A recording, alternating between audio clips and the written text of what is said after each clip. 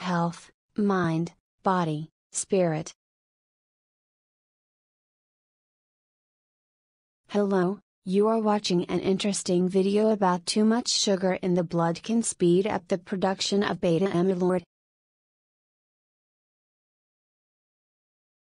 Please read this disclaimer carefully.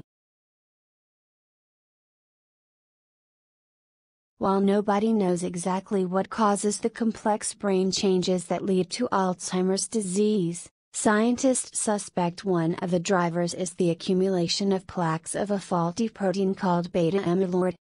Now, a new study of mice shows how too much sugar in the blood can speed up the production of the protein. The researchers suggest their findings will lead to new treatments that reduce the harmful effects of high blood sugar on the brain. Earlier studies have pointed to diabetes, where the body fails to control high blood sugar naturally with insulin, as a possible contributor to Alzheimer's disease, but the new study links high blood sugar itself to beta amyloid. Researchers from the School of Medicine at Washington University in St. Louis, Missouri, report their findings in the Journal of Clinical Investigation. Lead author and postdoctoral research scholar Dr. Shannon McCauley says our results suggest that diabetes, or other conditions that make it hard to control blood sugar levels, can have harmful effects on brain function and exacerbate neurological conditions such as Alzheimer's disease. She and her colleagues suggest their finding could lead to new treatment targets to reduce the harmful effects of high blood sugar on the brain. Doubling of blood glucose led to 20% higher levels of beta amyloid. For their study, the team used mice bred to develop a condition that is like Alzheimer's in humans. As they age, their brains accumulate amyloid plaques. When they infused glucose into the bloodstream of young mice, they found their brains produced beta amyloid faster.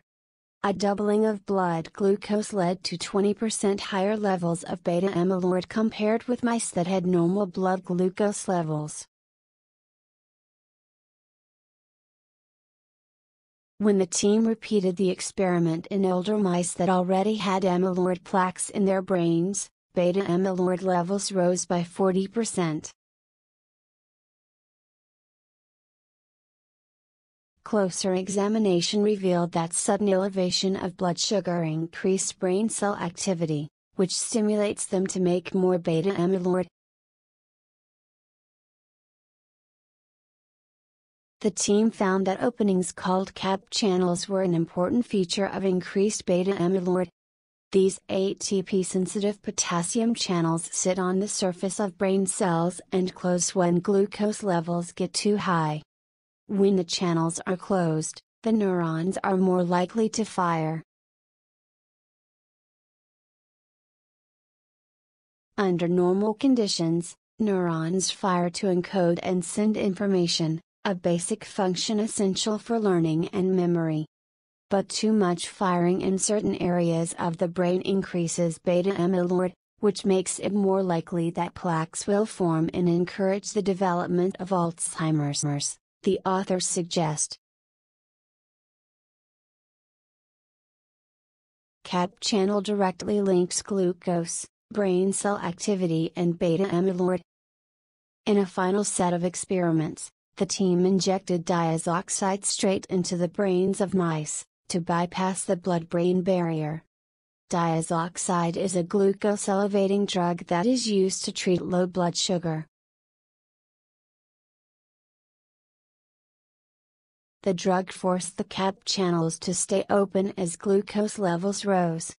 Under these conditions, the brain cells produced beta amyloid at the normal rate, it did not speed up.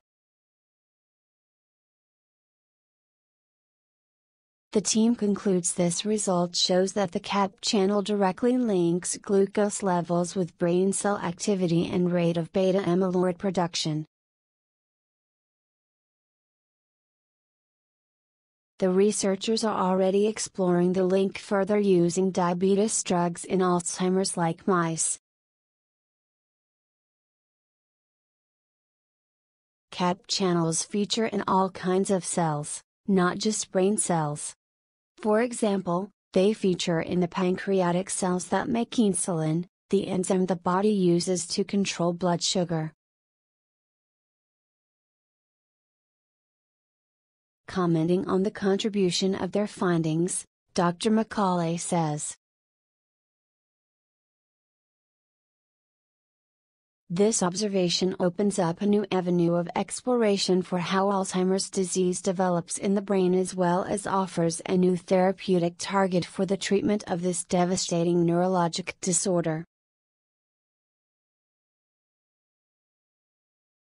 She and her colleagues are also looking into how raised glucose levels may interfere with how different parts of the brain work together in cognitive functioning. Funds for the study came from the National Institutes of Health, the National Science Foundation and the JPB Foundation. Meanwhile, we recently learned how scientists at Johns Hopkins University found a molecule that links high blood sugar to metabolic disease. Writing in the Proceedings of the National Academy of Sciences, the team says the discovery could lead to new ways to prevent and treat diabetes. Notes and references. Thank you. Keep watching more interesting and informative videos.